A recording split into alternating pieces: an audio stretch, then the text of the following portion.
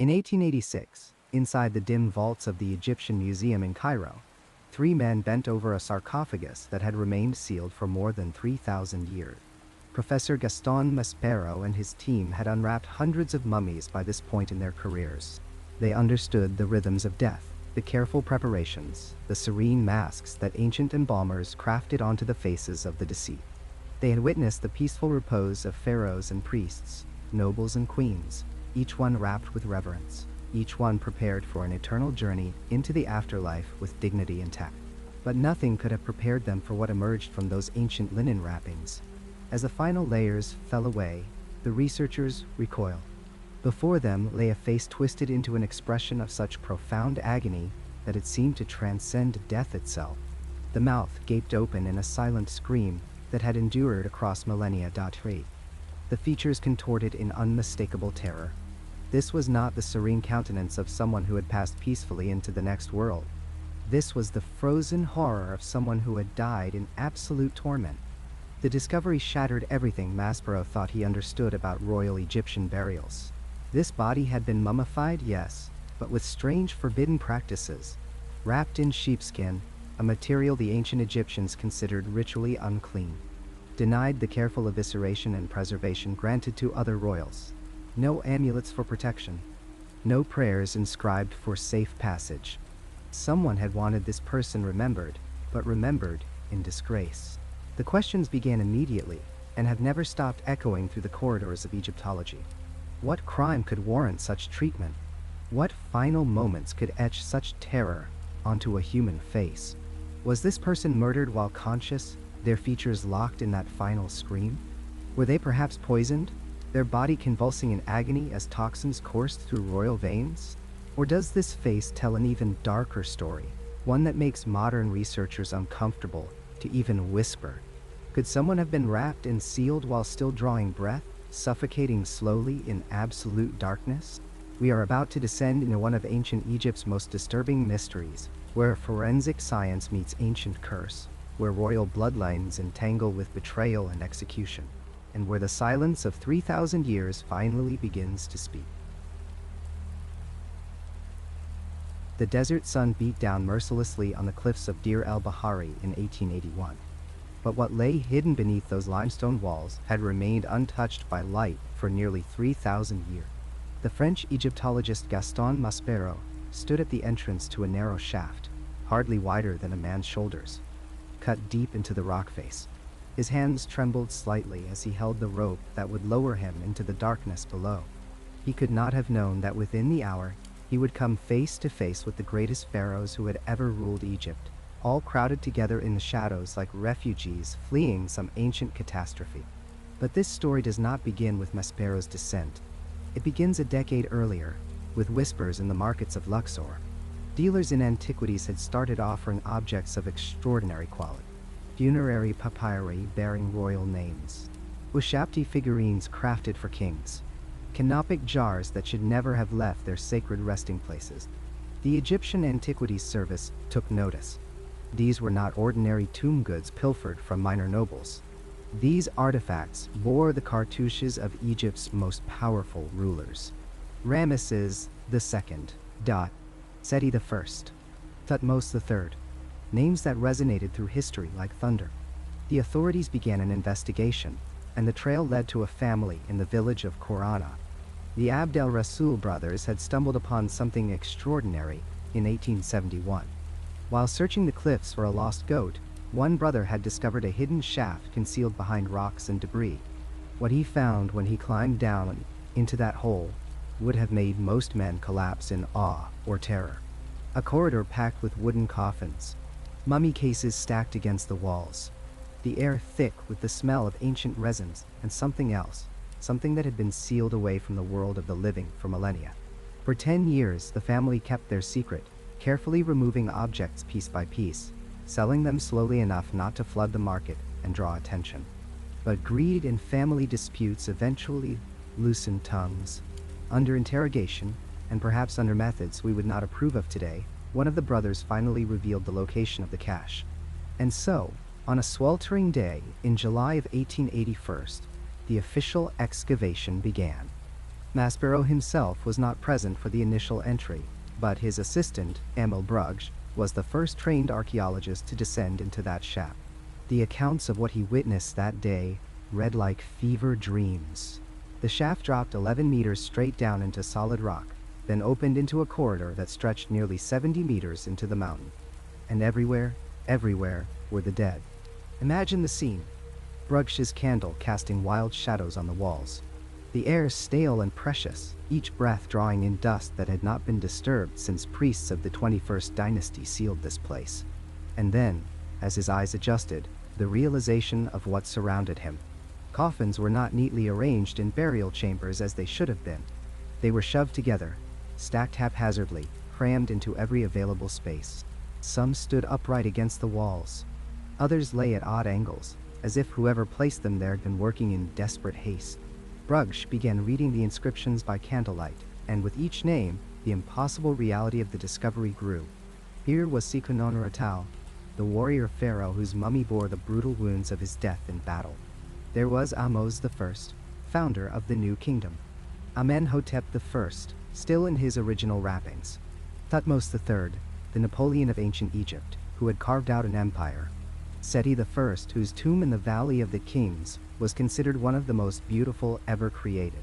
And Ramesses II, Ramesses the Great himself, the most powerful pharaoh of them all, who had ruled for 67 years and filled Egypt with monuments bearing his name. These were not minor royalty.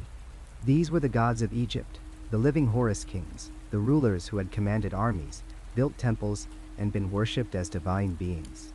And here they lay, crowded together in a rough-cut corridor, stripped of their treasures, removed from their eternal resting places.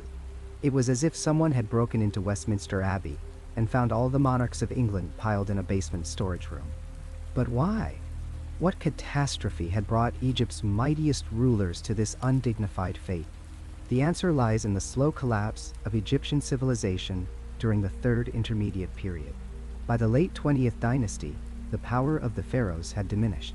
The priesthood of Amun in Thebes had grown enormously wealthy, sometimes rivaling the king himself, and the great royal tombs in the Valley of the Kings, filled with treasures beyond imagination, had become irresistible targets for thieves.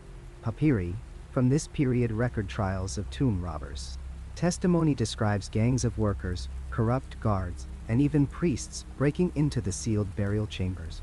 They pried open coffins, stripped mummies of their golden amulets and jewelry, and melted down precious metals. The violation was not just theft. It was sacrilege of the highest order. Ancient Egyptians believed that disturbing the body endangered the soul's journey through the afterlife. Faced with this crisis, the priests of Amun made a radical decision. They would move the royal mummies to hiding places, secret caches where tomb robbers could not find them. Teams of workers entered the violated tombs, gathered up the desecrated remains of the pharaohs, rewrapped what had been damaged, and transported them under cover of darkness to new locations. The process was documented in hieratic inscriptions on some of the coffins, recording dates and the names of the priests who supervised the moves. Some mummies were relocated multiple times as hiding places were compromised. It was a desperate attempt to preserve what remained of Egypt's sacred history. The cache at Deir el-Bahari became the final refuge for at least 40 mummies, including more than a dozen pharaohs and numerous members of the royal family. Sealed sometime around 1000 BC, it remained undisturbed for 28 centuries, preserving Egypt's greatest rulers in their crowded, dark sanctuary. The excavation of the cache took only 2 days. 2 days to remove what represented the pinnacle of Egyptian civilization. The mummies were wrapped in mats and carried on the shoulders of local workers down the cliff path to the Nile. Brugge later described watching the procession, this line of men carrying the pharaohs like packages, while women from the villages followed along the route, wailing and throwing dust on their heads in gestures of mourning. Even in 1881, the power of these ancient kings commanded respect. The mummies were loaded onto a steamship and transported to Cairo, where they would eventually rest in the Egyptian Museum. And it was during the initial cataloging process that the archaeologists encountered something that did not fit the pattern. Among the greatest rulers of ancient Egypt, wrapped with care and reverence despite the cramped conditions, lay a mummy that had been treated very differently. Catalogued simply as Unknown Man E, this mummy was bound in sheepskin. To anyone familiar with ancient Egyptian funerary practices, this detail alone was shocking. Sheepskin was considered ritually unclean, associated with the chaos god Set, and forbidden in sacred contexts. No Egyptian who hoped for a peaceful afterlife would ever be wrapped in such material. It was an act of deliberate defilement. The mummy bore no identification, no coffin with a name inscribed in hieroglyphs, no funerary goods to indicate status or identity. In a cache where even minor royals were carefully labeled, this anonymity was damning. Someone had gone to the trouble of hiding this body with the pharaohs, but also of ensuring that whoever this person was, they would be forgotten, their name erased from history. But it was when the researchers unwrapped the sheepskin and looked upon the mummy's face that they understood this was no ordinary burial. The expression frozen on those ancient features defied everything they knew about Egyptian mummification. The mouth gaped open in what appeared to be a scream. The face was contorted, twisted in what looked like agony or terror. Every other royal mummy had been prepared with care. The features composed peacefully for eternity. This mummy looked as though it had died in torment and been preserved exactly as death found it. The hands were bound. The body showed signs of hasty, careless mummification, while the great pharaohs around it had been eviscerated and carefully prepared according to sacred rituals. Unknown man, he appeared to have been desiccated quickly, perhaps even buried alive, and allowed to dry naturally in the desert heat. Some researchers have suggested the expression could be explained by the natural relaxation of jaw muscles after death, but the violence of the contortion suggests something more disturbing occurred in this person's final moments. Who was this individual, buried among kings, but treated like a criminal? Why preserve the body at all if the intent was to deny them the afterlife? The very presence of this mummy in the cache raises questions that echo across 3,000 years. Someone important enough that they could not simply be discarded. Someone whose crime was so severe that even in death they must be punished. Someone whose identity was deemed too dangerous to remember, yet whose physical remains needed to be kept close to the royal dead. The screaming mummy still resides in the Egyptian Museum in Cairo, now transferred to the National Museum of Egyptian Civilization.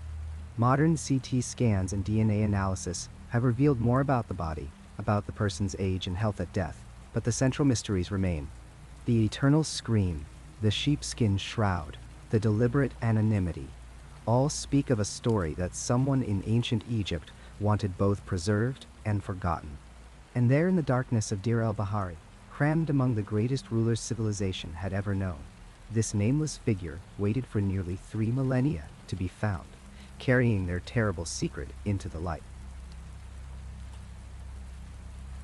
In the bowels of the Egyptian Museum in Cairo, surrounded by the golden splendor of pharaohs and the carefully preserved remains of ancient nobility, there lies a mummy that tells a story not of honor, but of hatred. Unknown Man E, as modern Egyptologists have designated him, rests in eternal torment, his face frozen in what appears to be a scream of agony, his body a testament to deliberate cruelty that has endured for more than 3,000 years. This is not the peaceful repose of a soul prepared for the afterlife. This is something far darker, far more sinister. This is the mark of condemnation that was meant to last for eternity. To understand the profound horror of what was done to this unknown individual, we must first understand what the ancient Egyptians believed about death, the afterlife, and the sacred journey every soul was meant to undertake. For the people of the Nile Valley, death was not an ending but a transformation, a dangerous passage from the world of the living to the realm of the gods.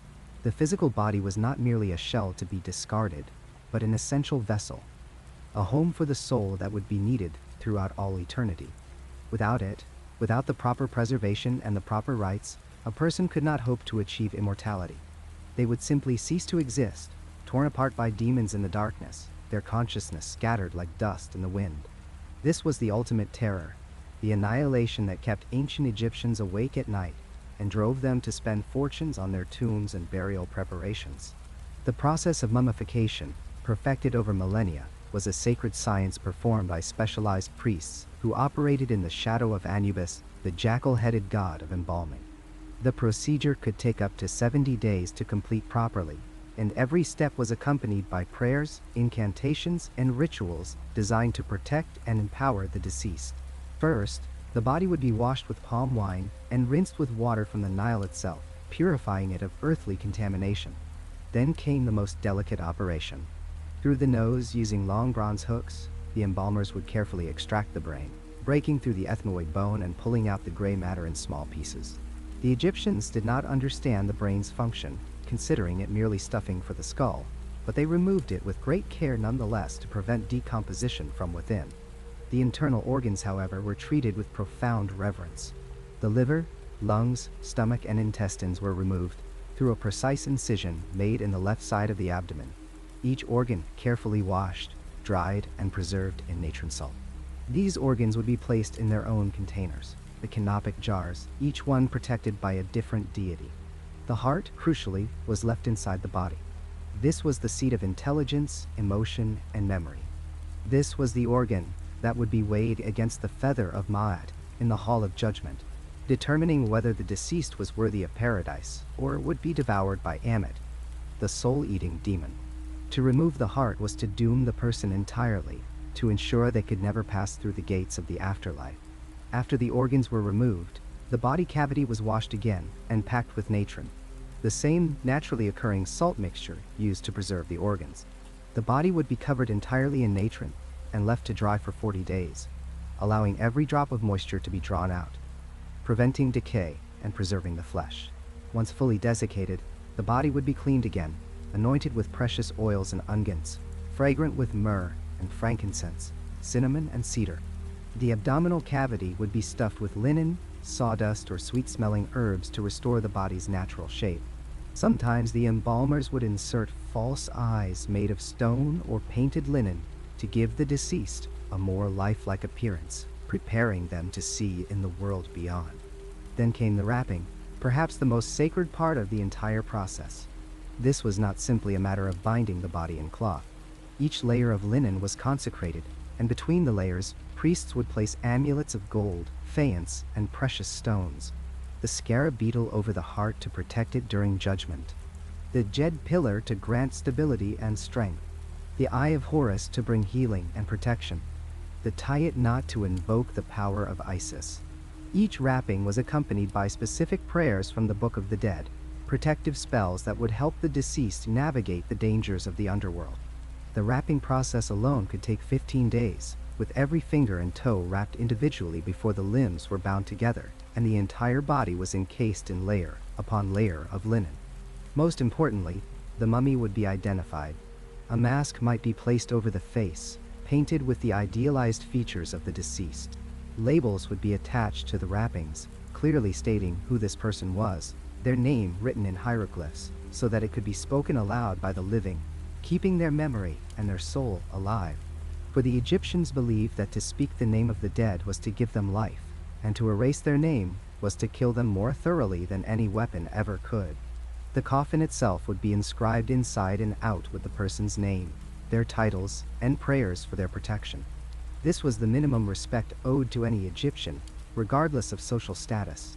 Even the poor, who could not afford elaborate mummification, would have their names recorded somehow, scratched on a simple wooden marker or written on a scrap of papyrus tucked into their wrappings.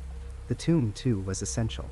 It needed to be stocked with everything the deceased might need in the afterlife: food and wine, furniture and clothing, tools and weapons, servants in the form of Ushabti figures who would magically come to life to perform labor on behalf of the dead. The walls would be painted with scenes of the afterlife, magical images that would become real in the world beyond. Most critically, the tomb walls and the coffin would be covered with text from the Book of the Dead, the collection of spells and passwords the deceased would need to speak at various gates and checkpoints in the underworld. Without these, the soul would be lost, unable to answer the guardian demons, unable to navigate the twisted paths that led to judgment. This, then, was the proper way to die in ancient Egypt. This was the sacred process that ensured immortality, that guaranteed a place in the field of reeds, the paradise where the blessed dead would live forever in eternal spring, enjoying all the pleasures of earthly life without any of its pains or sorrow. Unknown man, he received almost none of this. When his mummy was first unwrapped by modern archaeologists, the wrongness of it was immediately apparent. The body had been placed in a simple, undecorated coffin with no inscriptions whatsoever. There was no name, no title, no prayers for protection. As far as the official records of eternity were concerned, this person did not exist. Their identity had been deliberately erased, their names struck from the Book of Life. Already, this was a punishment worse than death in the Egyptian worldview. To have no name was to have no soul, no place in the cosmos, no hope of resurrection. But the violations went deeper. The mummification itself, while technically performed, was done poorly, almost grudgingly. The body showed signs of hasty, careless work. The embalming was incomplete, the preservation inadequate. It was as if the embalmers had gone through the motions without care or reverence, doing just enough to technically preserve the body, while ensuring no comfort or dignity for the soul within.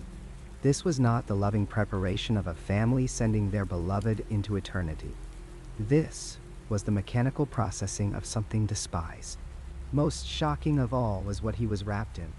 Instead of the pure white linen that every Egyptian expected, unknown man, he was shrouded in sheepskin, still retaining its wool. To our modern sensibilities, this might seem unremarkable, perhaps even practical. But to the ancient Egyptians, this was an abomination, a defilement so profound it makes the skin crawl even across millennia.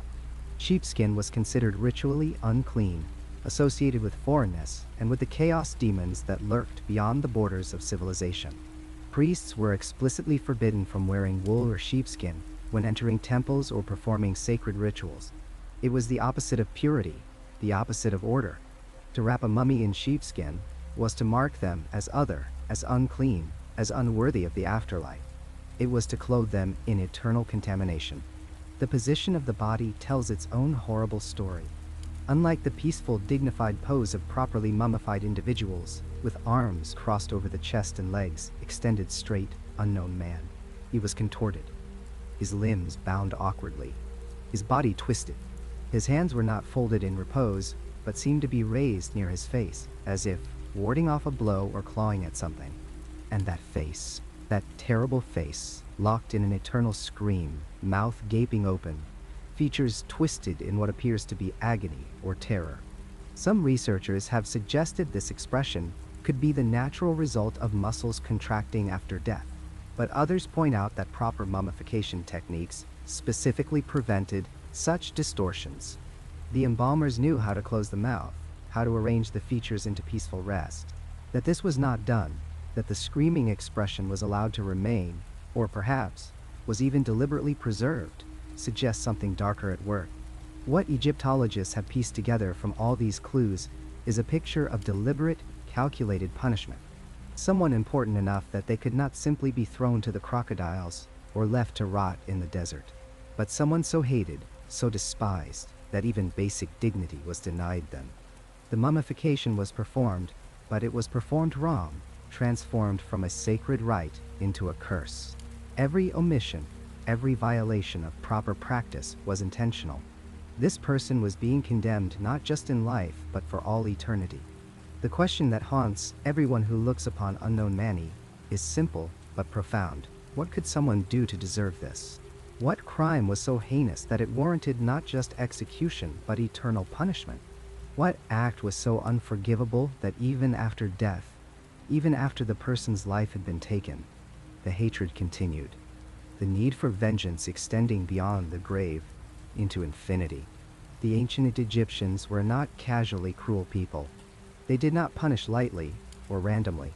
To go to these lengths, to deliberately sabotage someone's afterlife, would have required extraordinary justification, extraordinary rage. The theories are dark and deeply unsettling. Some Egyptologists believe unknown man. He was executed for a crime against the state, perhaps treason or rebellion against the pharaoh himself.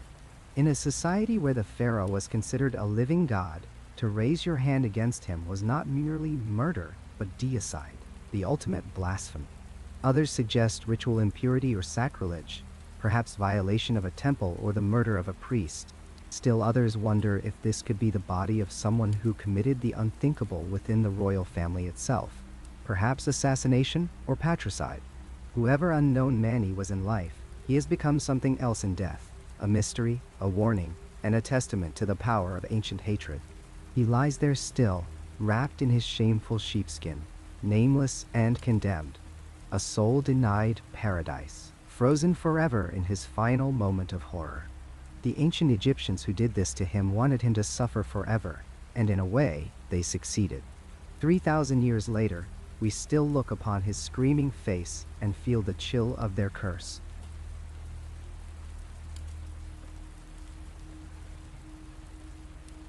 In the 13th year of the reign of Pharaoh Ramesses III, whispers of treason began to echo through the gilded corridors of the royal palace at Thebes. This was not the work of foreign invaders or ambitious generals, but something far more sinister. Something that struck at the very heart of the divine kingship that had sustained Egypt for thousands of years. The conspiracy that would unfold represented one of the most shocking betrayals in ancient history, a plot conceived not by enemies of the state, but by members of the pharaoh's own household, including a woman who shared his bed and a son who carried his blood. Ramesses III ruled Egypt during what historians now recognize as one of its most turbulent periods, the late 20th dynasty. He had defended his kingdom against invasions from the Sea Peoples, secured Egypt's borders, and maintained the traditions that made his civilization the envy of the ancient world. Yet for all his military prowess and political acumen, he could not protect himself from the daggers being sharpened within his own palace walls.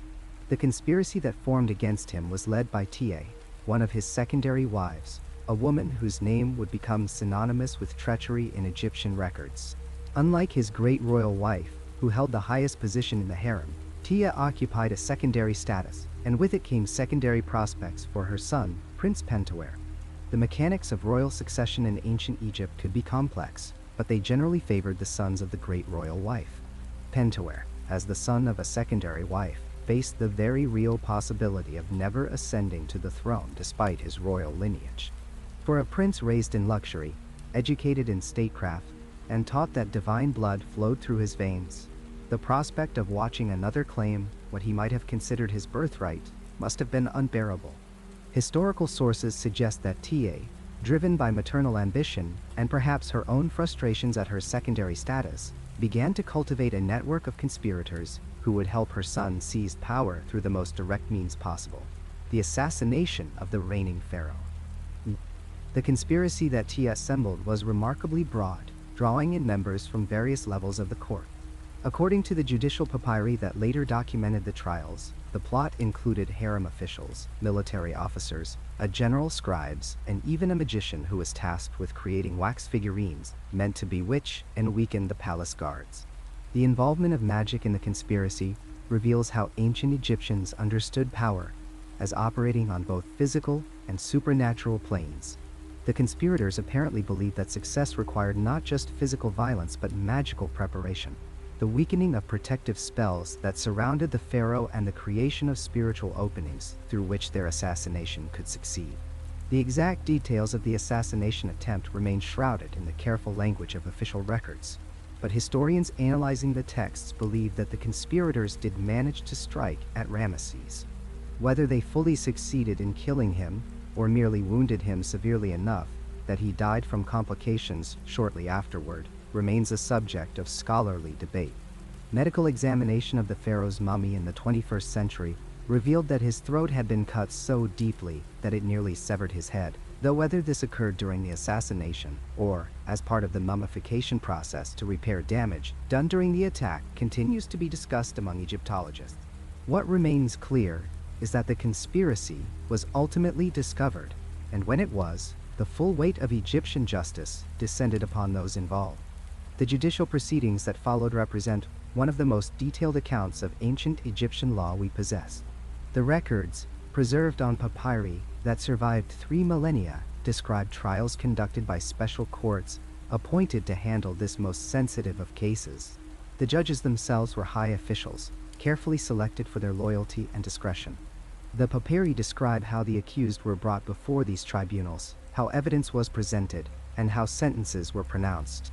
Reading these documents today provides a chilling glimpse into how an ancient civilization dealt with the ultimate crime, regicide, the murder of a divinely appointed king. The conspirators faced brutal justice. Those found guilty were divided into categories based on their level of involvement and their social status. Common conspirators were executed, their bodies denied proper burial rites, their names erased from monuments, their very existence obliterated in the Egyptian manner of condemning someone to non-existence in the afterlife. For the ancient Egyptians, this spiritual annihilation represented a fate worse than death itself.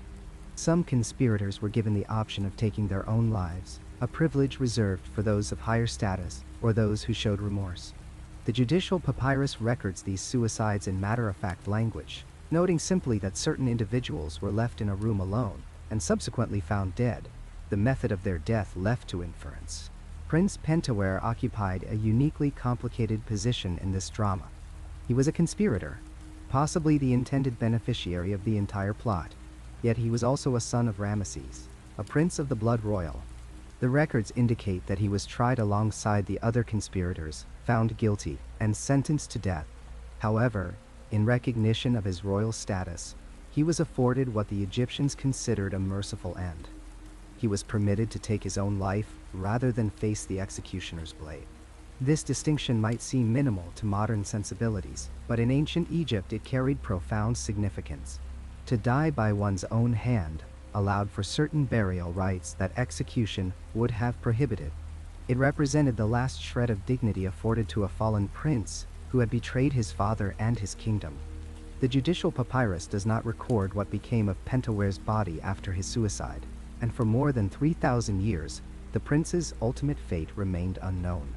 Then, in the 1800s, archaeologists working in the Deir el-Bahari cache, a hidden tomb where priests of the 21st dynasty had relocated dozens of royal mummies to protect them from tomb robbers, made a disturbing discovery. Among the carefully wrapped and labeled bodies of pharaohs and queens, they found a mummy that defied every convention of Egyptian burial practice. This mummy, catalogued as unknown man-e, was wrapped in sheepskin, a material considered ritually unclean by ancient Egyptians and never used in proper burials. The body had not been properly mummified. The brain and internal organs remained inside the corpse, left to decay in violation of all standard practices. Most disturbing of all, the face of the mummy was frozen in what appeared to be a silent scream, the mouth agape, the features contorted in an expression of apparent agony. The body's hands and feet were bound, suggesting that this individual had been restrained at the time of death or immediately afterward. Everything about this burial spoke of punishment, disgrace, and contempt for the deceased. The contrast between unknown man-e and the other mummies in the cache could not have been more stark. The pharaohs and queens surrounding him had been carefully preserved, wrapped in fine linen, placed in elaborately decorated coffins, and accompanied by the spells and amulets necessary for their journey through the afterlife. Unknown man-e had been given none of these considerations. His burial seemed designed not to preserve his body for eternity, but to condemn his spirit to perpetual suffering, to deny him the very afterlife that every Egyptian hoped to achieve. Yet paradoxically, this disgracefully treated body had been cached alongside royalty, suggesting that whoever this person was, they could not simply be discarded like a common criminal, but had to be preserved, even in dishonor, because of their royal blood. The identification of unknown man-e as Prince Pentawere represents what scholars call a circumstantial case, built on the convergence of multiple pieces of evidence rather than any single definitive proof. The first piece of evidence is chronological. Analysis of the mummy's physical characteristics and the style of the minimal mummification that was performed suggests a date consistent with the late 20th dynasty, exactly when Pentawere lived and died. The second piece is contextual. The fact that this disgracefully treated body was cached with royalty rather than simply destroyed or thrown into a common grave suggests that the deceased held royal status despite their crimes. The third piece is the burial treatment itself, which aligns perfectly with how the Egyptians might have treated someone guilty of patricide and treason, worthy of preservation because of their royal blood, but denied all the rights and dignities that would ensure a peaceful afterlife. The apparent expression of agony on the mummy's face has generated particular interest and debate. Some researchers have suggested that this could indicate the manner of death, possibly pointing to suicide by poison, which might cause muscle contractions that would be preserved in the desiccated tissue. Others argue that the expression could result from the decomposition process, particularly given the improper mummification, and therefore tells us nothing about how the person died. A few researchers have even proposed that the prince might have been buried alive, his screaming face the result of suffocation, though this theory has less support given that the historical records clearly indicate he was allowed to commit suicide. Modern scientific analysis has attempted to shed additional light on unknown man-E's identity. DNA testing of the mummy has proven challenging due to the deteriorated state of the remains, but some studies have suggested possible familial connections to other royal mummies of the period. A 2012 analysis claimed to have found genetic links between unknown man-E and Ramesses III. Though these findings remain controversial and have not been universally accepted by the scientific community, the debate continues, with new technologies offering the promise of more definitive answers even as the degraded state of the mummy limits what can be definitively proven. Egyptologists remain divided on whether unknown man-E truly represents Prince Pentawere. Those who support the identification point to the compelling convergence of circumstantial evidence, the right time period, the right burial context, the right treatment for someone who committed the ultimate betrayal. They argue that no other historical figure fits the profile so precisely, and that the odds of another disgraced royal being buried in exactly this manner at exactly this time are vanishingly small. The identification, they suggest, represents the best explanation for all the available evidence, even if absolute proof remains elusive. Skeptics, however, caution against certainty where none can exist. They note that ancient Egypt spanned thousands of years and encompassed countless individuals whose stories have been lost to time. The assumption that we can identify every royal mummy, they argue, reflects a modern hubris rather than historical reality. Unknown man-E could represent any number of disgraced royals or high officials whose crimes merited this peculiar burial treatment. Without contemporary labels, DNA evidence that is universally accepted, or explicit historical records connecting Pentawere's burial to this specific mummy, the identification remains, in their view, an educated guess rather than established fact. What remains undeniable is the power of this mystery to illuminate ancient Egyptian concepts of justice, family, and the afterlife. Whether or not unknown man-E is Pentawere, the existence of this mummy demonstrates how the Egyptians grappled with the problem of the royal traitor, someone who could neither be honored nor entirely erased. The solution they devised, a burial that preserved the body while denying the spirit any hope of eternal peace, reveals a sophisticated understanding of punishment that operated on both physical and metaphysical levels. This was justice designed not just for the living world but for eternity, a condemnation that would follow the guilty into the afterlife itself. The story of the Harem Conspiracy and its potential connection to unknown man-E continues to fascinate because it humanizes the distant grandeur of pharaonic Egypt. Behind the monumental architecture and divine kingship, we glimpse the same human dramas that have played out across all cultures and all times. Ambition, betrayal, family conflict, and the terrible choices people make in pursuit of power. A mother's love twisted into conspiracy, a son's ambition turned to patricide, a father betrayed by his own blood. These are universal themes that transcend the centuries separating us from ancient Egypt. In the silent scream of unknown man-E, whether he is Pentawere or another forgotten prince, we see preserved for eternity the ultimate price of treasonous ambition, a warning carved in desiccated flesh that some crimes can never be forgiven, even by death itself. For nearly a century, unknown man-E lay in darkness, his silent scream frozen in time, a puzzle wrapped in linen and mystery. But in the early years of the 21st century, technology would finally peer beneath those ancient bandages, promising answers that had eluded generations of Egyptologists. What those investigations revealed would be both illuminating and deeply unsettling, opening new questions even as they closed old ones. The first major breakthrough came in 2008, when a team of researchers led by renowned Egyptologist Zahi Hawass subjected the screaming mummy to a comprehensive CT scan at the Egyptian Museum in Cairo. This was not the first time modern technology had examined the mummy, but the imaging equipment had evolved dramatically since earlier attempts. The new scans could slice through centuries of decay and degradation, creating three-dimensional reconstructions of what lay beneath the surface. As the images flickered onto the screens, the research team found themselves staring at details no human eyes had witnessed in more than 3,000 years. The scans revealed a young man, estimated to have been between 18 and 20 years old at the time of his death. His skeleton showed no signs of the wear and tear that would indicate hard physical labor. His teeth, though showing some decay, typical of ancient Egyptian diets heavy in honey and bread, were relatively well preserved. This was someone who had lived a life of privilege, who had eaten well and avoided the back-breaking work that shortened the lives of so many in the ancient world. The bones themselves told a story of good nutrition during childhood and adolescence, consistent with someone raised in the royal household. But it was the position of the body itself that commanded the most attention. The CT scans confirmed what physical examination had long suggested. This mummy had been prepared in a manner completely at odds with traditional Egyptian burial practices. The body had been placed directly on its back without the careful positioning and crossing of arms seen in royal mummies. There was no amulet placed over the heart, no protective scarabs nestled among the wrappings.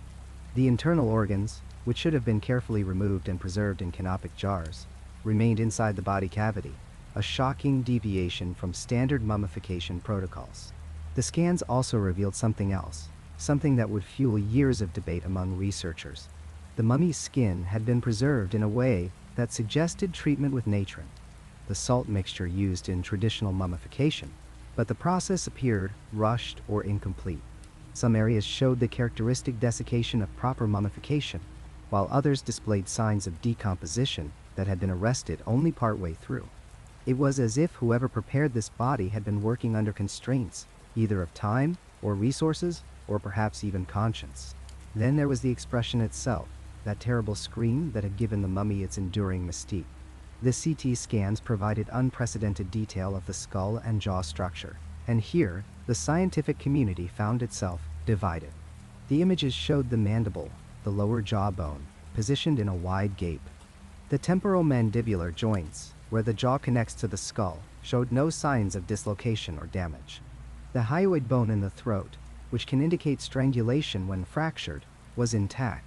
So what had caused this rictus of apparent agony? Dr. Sahar Salim, a professor of radiology at Cairo University, who participated in the later 2012 study, offered one explanation grounded in the mechanics of death and decomposition. After death, she explained, the muscles and ligaments that hold the jaw closed begin to relax. In a body that has not been properly mummified, that has not had these soft tissues carefully treated and positioned, the jaw can simply fall open under the weight of gravity. Add to this the natural contraction of muscles during the desiccation process, and you have a recipe for what appears to be a scream, but is actually just the natural consequence of poor preservation technique. This explanation had the virtue of scientific simplicity. It required no sinister backstory, no dramatic death scene. The screaming mummy could be explained by simple biology and inadequate embalming. Some researchers found this interpretation compelling, arguing that humans have a tendency to read intention and emotion into random patterns, a phenomenon known as pareidolia. We see faces in clouds, hear voices in static, and perhaps we see a scream of agony in what is merely the slack-jawed repose of incomplete mummification. But others were not convinced. Dr. Bob Breyer, a noted Egyptologist and mummification expert from Long Island University, pointed to specific details that troubled him. The degree of the mouth's opening, he argued, exceeded what would be expected from simple muscle relaxation. The position of the tongue, visible in the CT scans, suggested forceful displacement. And there was the matter of the body's overall posture, which seemed to speak of tension rather than relaxation. These researchers proposed an alternative explanation, that the young man's mouth had been forced open, perhaps during his final moments, or that he had died in such extreme distress that cadaveric spasm had locked his expression in place. Cadaveric spasm is a rare and poorly understood phenomenon, different from the rigor mortis that affects all bodies after death. While rigor mortis develops gradually over hours, cadaveric spasm occurs at the moment of death, instantly freezing the muscles in whatever position they held. It is most commonly associated with deaths involving extreme physical or emotional trauma. Soldiers have been found on battlefields with their weapons still gripped in their hands, held there by cadaveric spasm. Drowning victims have been recovered with fistfuls of weeds clutched tight, gathered in their final desperate moments. Could such a phenomenon explain the screaming mummy's expression? If Pentawere had died by his own hand, as the ancient texts suggested, if he had consumed poison while contemplating his failed plot and his family's disgrace, could that psychological trauma have been sufficient to trigger cadaveric spasm? Or if his death had been more violent, if strangulation or suffocation had been involved despite the lack of obvious skeletal evidence, could his final gasping breath have been preserved for eternity? The debate intensified with the DNA analysis conducted as part of the 2012 study. Extracting usable genetic material from mummies is a challenging process. The mummification procedures themselves, particularly the use of natron and resins, damage DNA. Time and environmental factors degrade it further.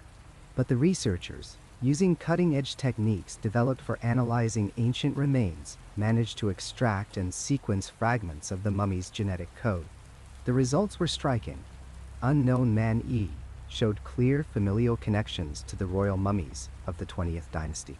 Specifically, the genetic markers suggested a relationship to Ramesses III, the pharaoh whose death the Harem Conspiracy had sought and possibly achieved. The DNA did not prove definitively that Unknown Man E was Pentawere, the disgraced prince. DNA alone cannot establish individual identity from remains this old and degraded. But it did confirm that whoever this young man had been, he was indeed connected to the royal bloodline, exactly as the Pentawere theory would predict. This finding transformed the debate. What had been speculation now had genetic backing. The circumstantial evidence of the unusual burial, the sheepskin wrapping, the lack of proper mummification, all took on new significance when paired with proof of royal blood. Here was a young man of approximately the right age, with the right family connections, buried in a manner that suggested disgrace and punishment, exactly as the historical texts described Pentaware's fate. Yet the DNA findings, compelling as they were, did not resolve the central mystery of that terrible expression. If anything, they made it more haunting. Knowing that this was likely a prince who had plotted against his own father, who had been caught and condemned, who had died in shame and been denied proper burial rites, the scream seemed to carry even greater weight. But was it a scream at all, or were modern observers projecting their knowledge of the story onto an accident of decomposition? Some researchers attempted to test the competing theories through experimental archaeology. They examined other poorly mummified remains from the same period, looking for comparable facial expressions.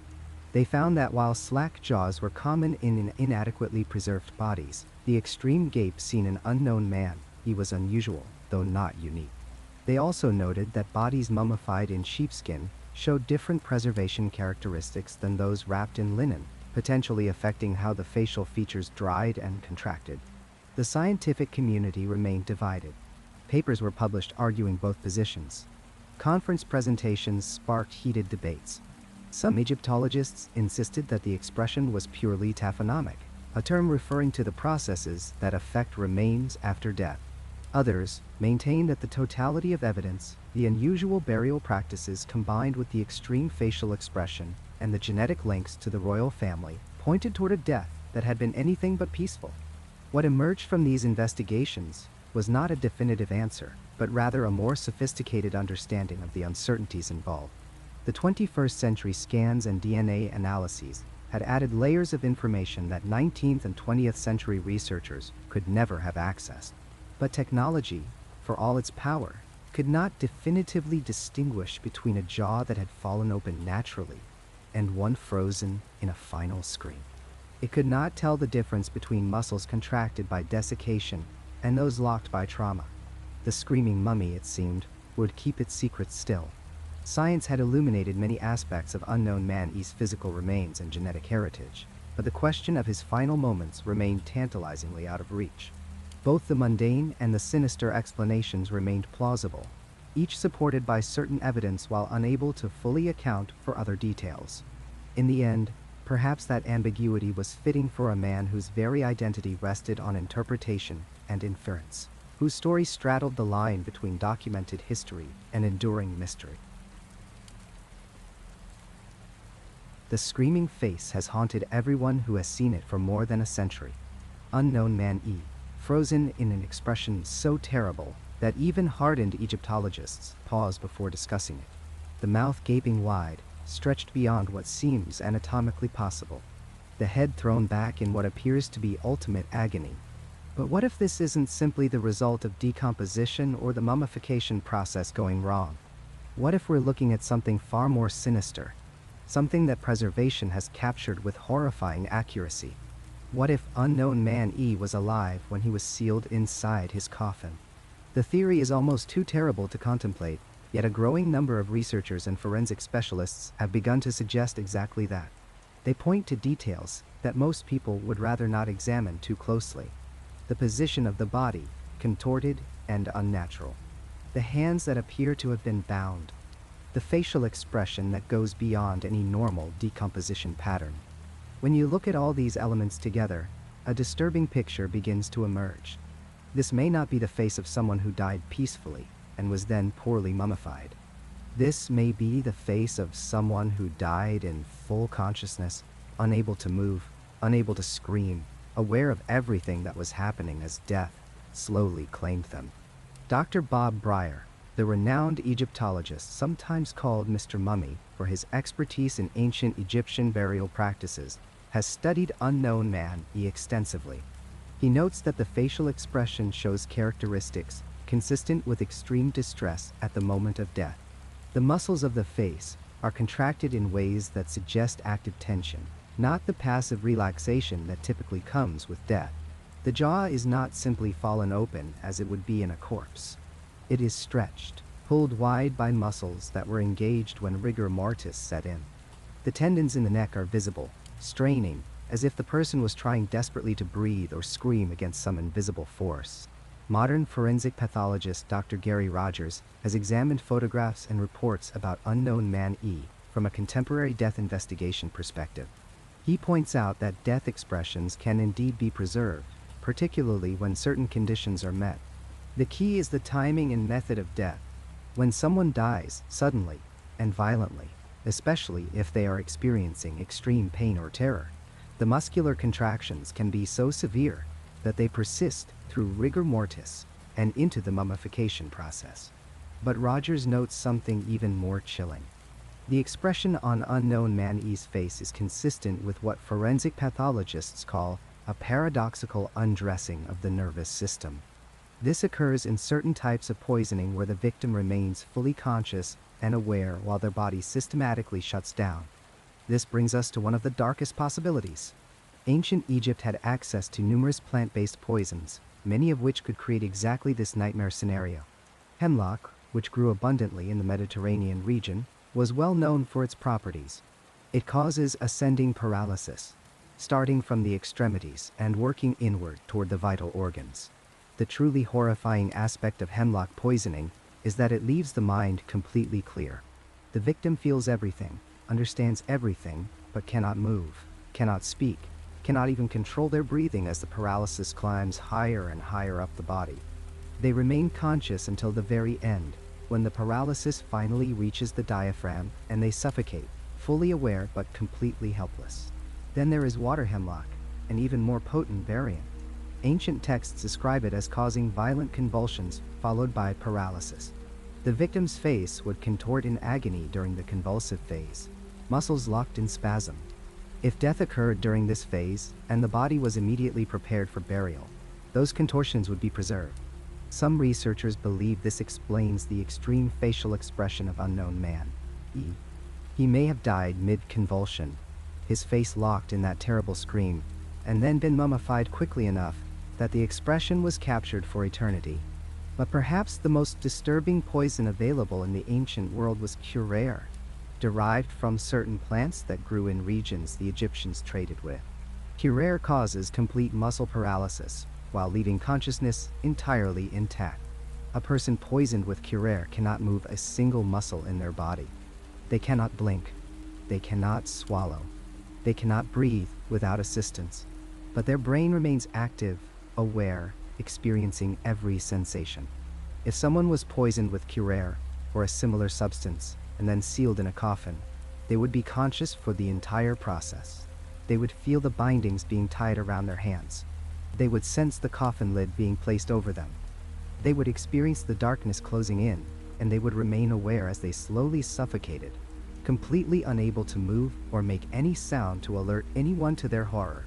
The historical record provides a disturbing connection that makes this theory even more plausible. We know that Pentawere, the disgraced prince believed by many scholars to be unknown man E, was allowed to take his own life. This was considered a mercy in ancient Egypt, a way to preserve some shred of honor for a member of the royal family, even in disgrace. But what if taking his own life actually meant being forced to drink poison? And what if that poison was specifically chosen not just to kill, but to ensure a particularly horrific death? The ancient Egyptians understood poisons with sophisticated precision. Medical papyri from the period describe various substances and their effects with remarkable accuracy. They knew which plants would kill quickly and which would kill slowly. They knew which would cause unconsciousness and which would leave the victim aware throughout their death. For someone convicted of regicide, for someone who had attempted to murder the pharaoh himself, would they really have been given a peaceful poison that would let them slip away gently? Or might they have been given something that would ensure their final moments were filled with the terror and agony that their crime deserved? Consider the binding of the hands. Initially, researchers assumed this was done after death to prepare the body for burial. But forensic analysis suggests the bindings may have been applied before death. The position of the arms, the way the skin appears to have compressed under the bindings, all indicate that these restraints were in place when the person was still alive. This makes sense if you're administering poison to someone. You would need to restrain them to prevent them from harming themselves or others during the convulsive phase of poisoning. But it also creates a more terrifying scenario. If Pentawere was bound, then poisoned with something that paralyzed him while keeping him conscious, he would have spent his final hours completely aware but utterly helpless. Now imagine the mummification process beginning before he was completely dead. The ancient Egyptians typically waited a certain period after death before beginning the preservation process. But what if, in this case, they did not wait? What if the poison had reduced Pentawere to a state where he appeared dead but remained barely conscious? The embalmers would have begun their work on what they believed was a corpse. And if some tiny spark of consciousness remained, if some part of his brain was still functioning, he would have felt it all. The wrapping of the untreated skin in sheepskin, rather than linen, takes on a new dimension of horror in this context.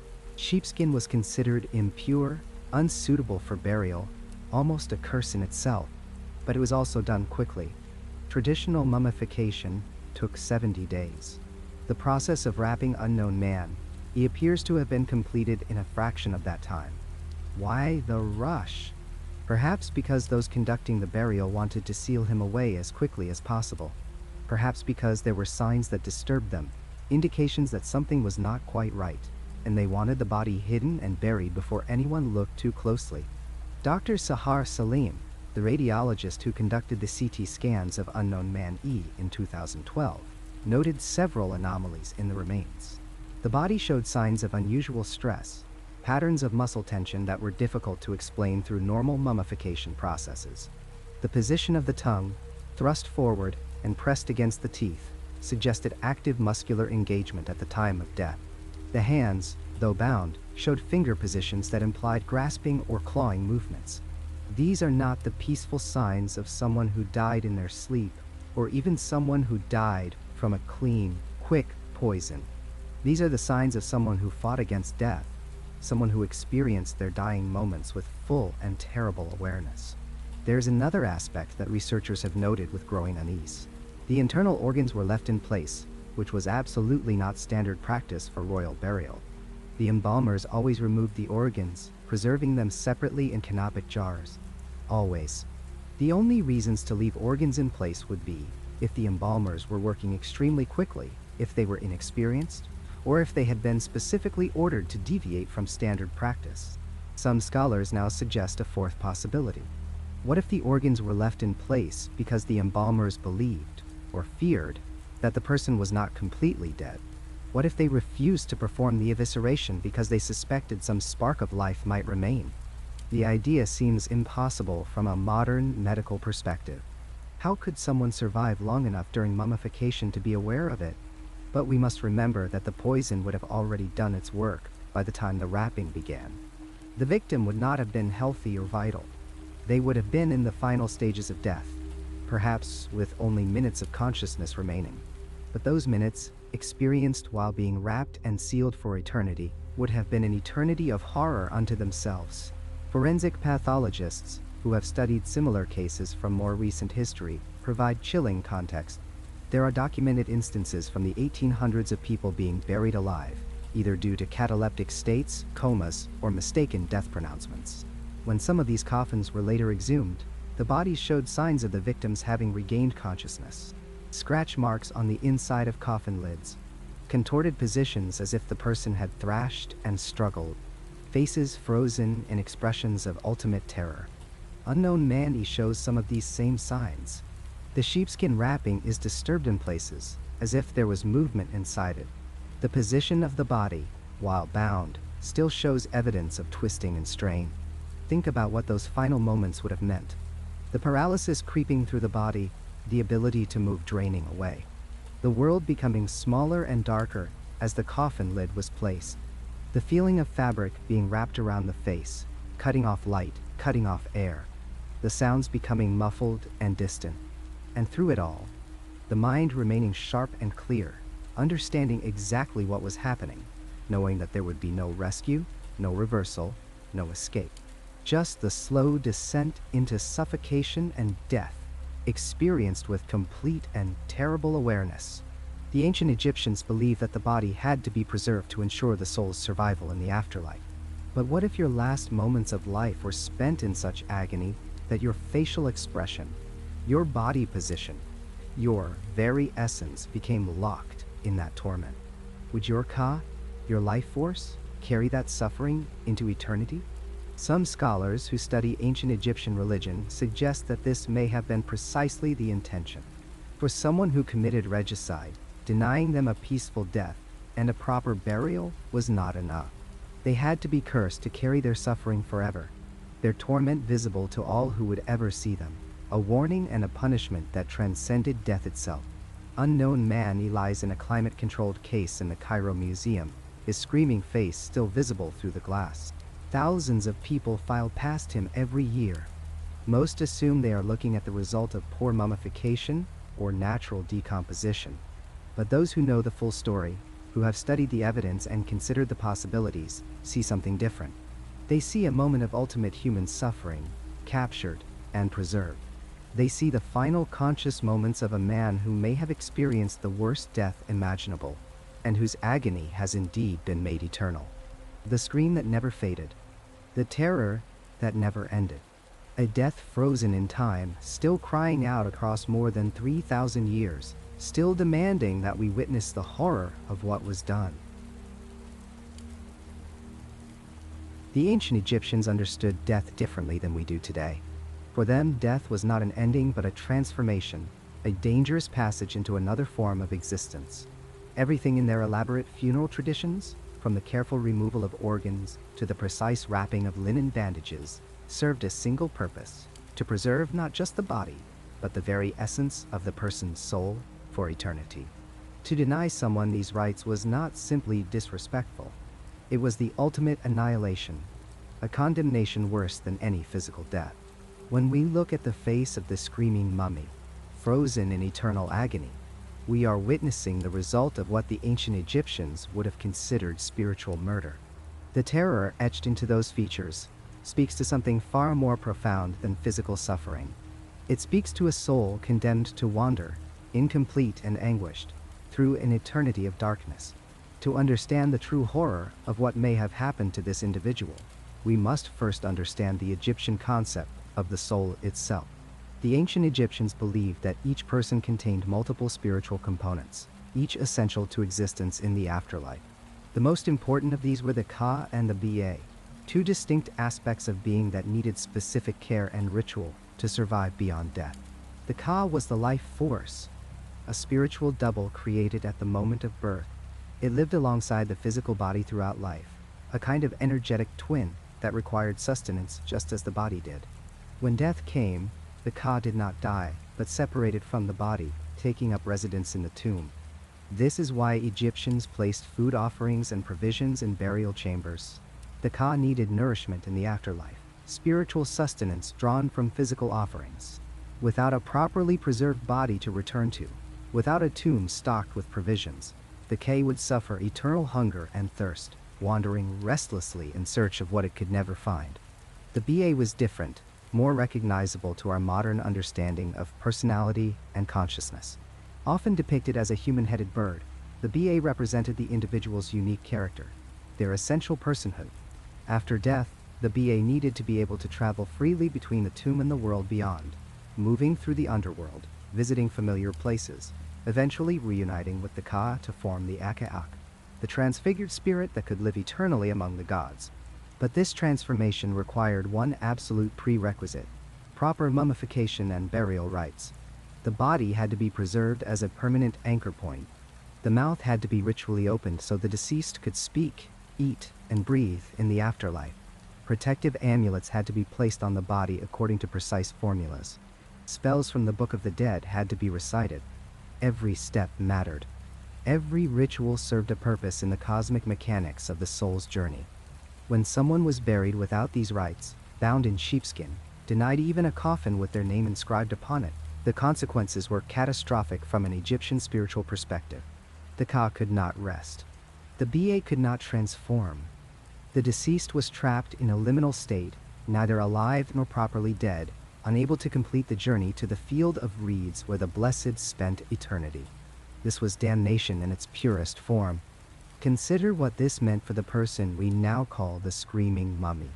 If he was indeed a prince who committed patricide or some other unforgivable act, his punishment extended far beyond execution.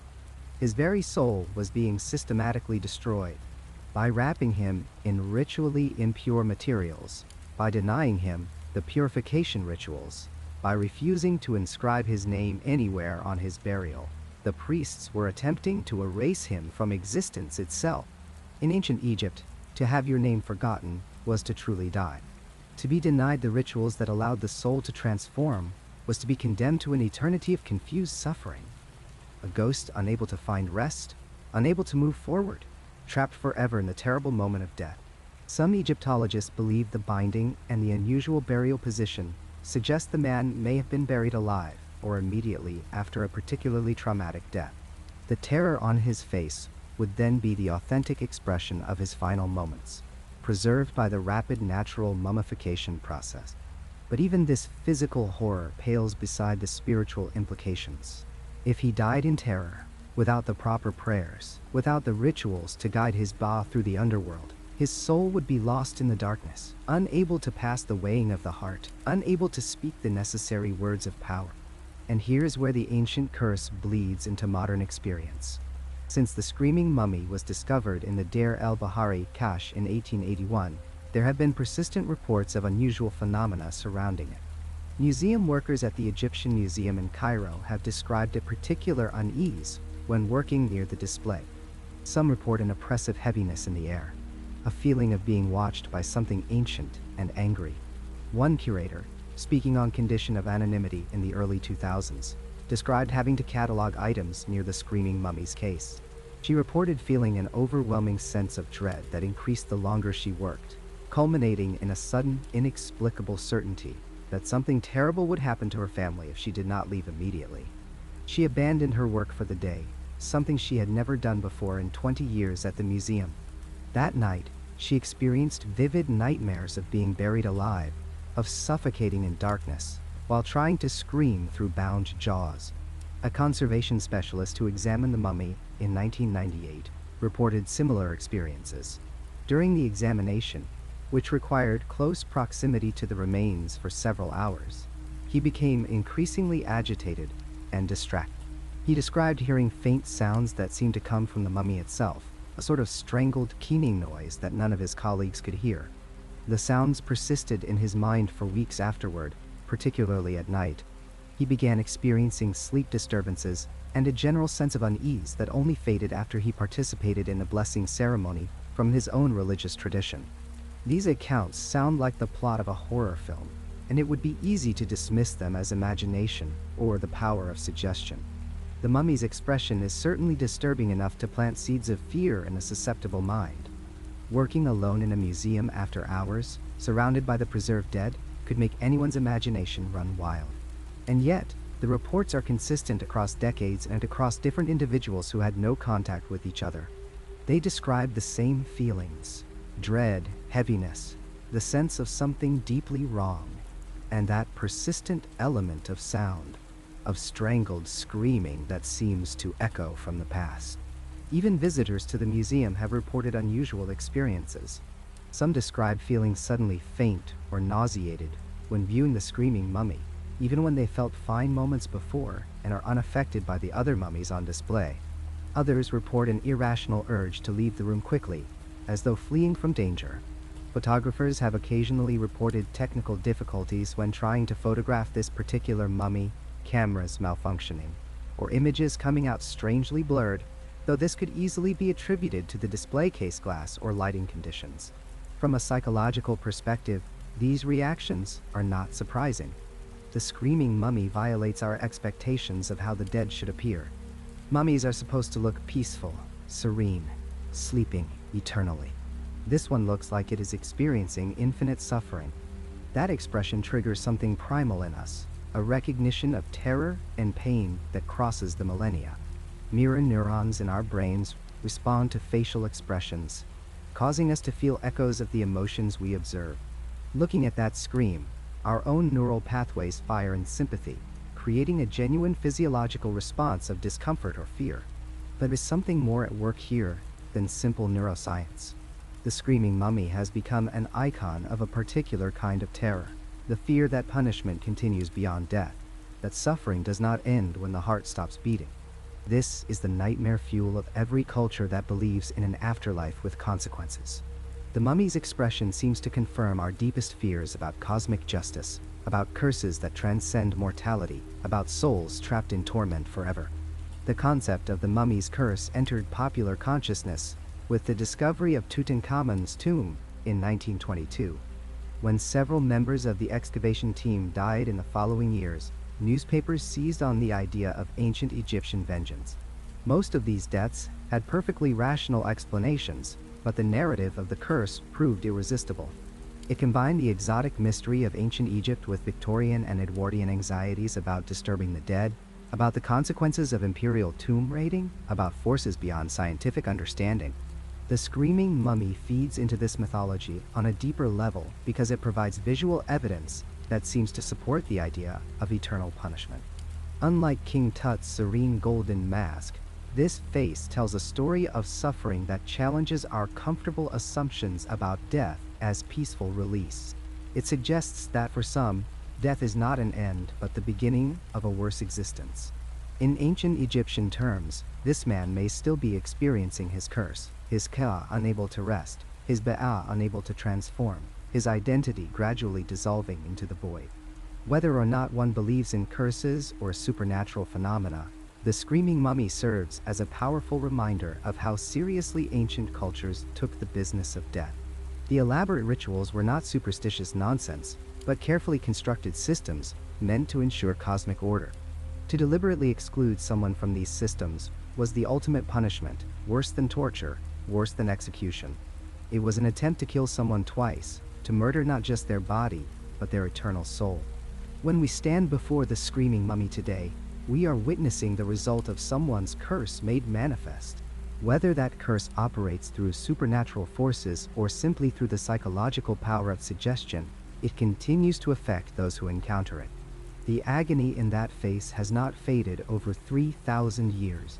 If anything, it has been amplified by time and by the accumulated stories of everyone who has felt its disturbing power. The ancient Egyptians believed that speaking a name kept a person alive in memory. Perhaps in our continued fascination with the screaming mummy, in our retelling of its story, we are inadvertently participating in its curse, keeping this tormented soul bound to its expression of eternal suffering, unable to fade into the peaceful obscurity of forgotten death. Despite every tool of modern science, Despite DNA analysis and computed tomography scans that can peer through 3,000 years of desiccated flesh, we still cannot say with absolute certainty who screams forever behind that Cairo museum glass.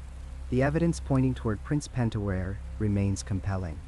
The goatskin burial shroud matches ancient Egyptian taboos reserved for the ritually impure. The burial cache placement among royal mummies suggests someone of significant birth. The apparent lack of proper mummification aligns with descriptions of a disgraced conspirator denied passage to the afterlife. Yet gaps persist in our certainty. We assume rather than prove. We interpret rather than know. Other theories linger in the shadows of uncertainty. Could this be another conspirator from that palace plot, someone whose name the scribes successfully erased from history? Might this be a foreign prisoner, someone who died far from home and was treated with methods unfamiliar to Egyptian undertakers? We cannot fully disprove these possibilities. What remains truly unknowable haunts us most deeply. We will never know what thoughts crossed this person's mind in those final moments. We cannot determine if that scream reflects genuine agony, or merely the slack-jawed settling of muscle and bone after death. The face still screams silently after more than 3 millennia. If this is Pentawere, does his eternal torment serve as justice for betraying his father, or does our continued utterance of his name, 3,000 years later, mean his punishment has ultimately failed?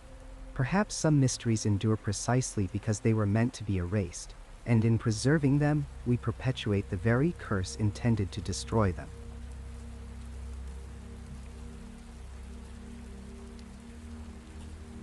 That's where this journey ends for tonight.